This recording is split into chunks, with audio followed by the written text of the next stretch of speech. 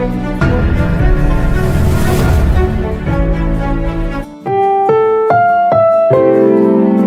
programang ito ay rated SPG. Striktong patnubay at gabay ng magulang ang kailangan. Maaaring may masiselang tema, lengguwahe, karahasan, sexual, horror o droga na hindi angkop.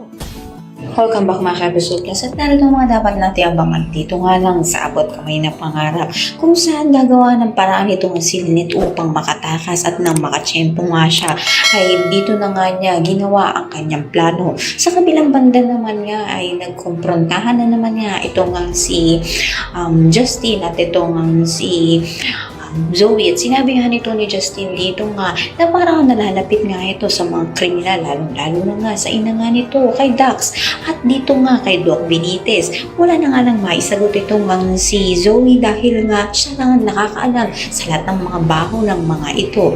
Nagpagawa naman nga ng meeting itong si Doc Tanyag dito nga sa lahat ng Apex upang sabihin nga na kung meron nga kakontak nga tinatawagan si Doc Benitez sa kanila ay sabihin sa kanila dahil na nga rin sa kapahamakan ito si Lynette. Kaya galit na galit naman nga ito si Harry.